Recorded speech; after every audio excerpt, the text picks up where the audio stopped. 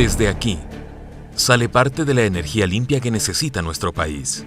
Energía hidráulica, energía que no contamina, energía renovable, que significa además un ahorro importante para el país, al reducir considerablemente la importación de combustibles, que en el pasado eran utilizados para generar electricidad en las viejas centrales termoeléctricas. Ahora tendremos 8 centrales hidroeléctricas, gracias a los 8 grandes proyectos, para generar 2.850 megavatios de energía. 8 centrales que abastecerán por completo la demanda interna y que además permitirán exportar energía a nuestros vecinos.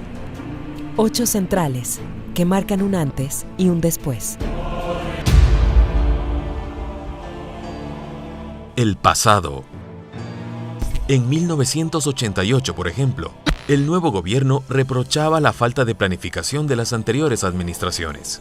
El gobierno pasado tuvo la opción de decidir entre construir la vía perimetral o hacer la hidroeléctrica de Daule Peripa.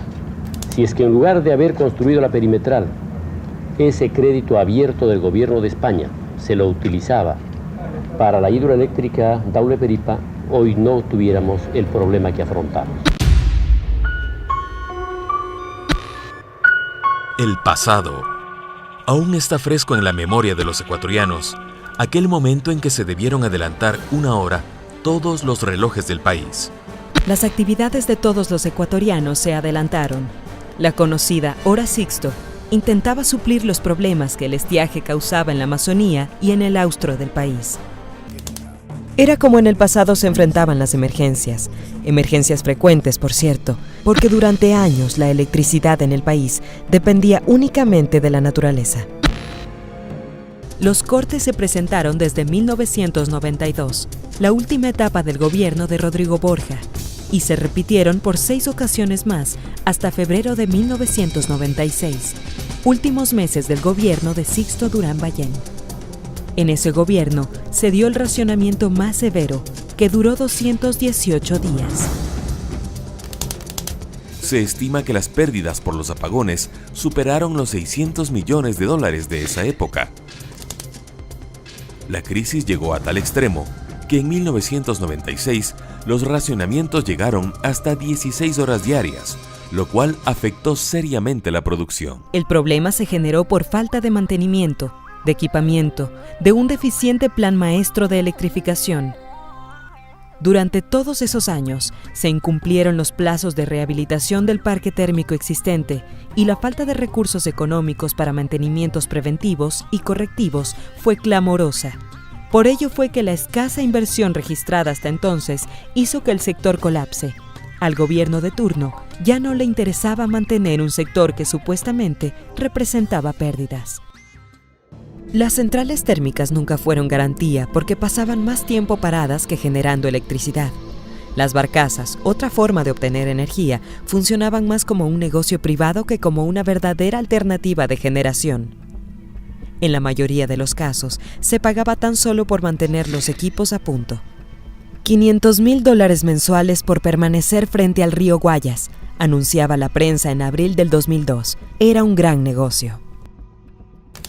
Y como la ley de creación del Fondo de Solidaridad no permitía la inversión pública en el sector eléctrico, la Asamblea Nacional debió aprobar un mandato especial para ahora sí modernizar en serio el sector. Se lograban entonces las primeras grandes transformaciones. Llegaron los recursos y con ello el rescate y fortalecimiento del sector eléctrico. La capitalización de las empresas eléctricas, no sin antes unificar las tarifas de las empresas de distribución, haciéndolas equitativas. Lo que llegó después ya se conoce. 8 proyectos hidroeléctricos empezaron a ser construidos en simultáneo, con una potencia total de 2.850 megavatios y una inversión que supera los $5.800 millones. El sueño se concretó en el 2011, cuando empezaron a construirse estas mega obras.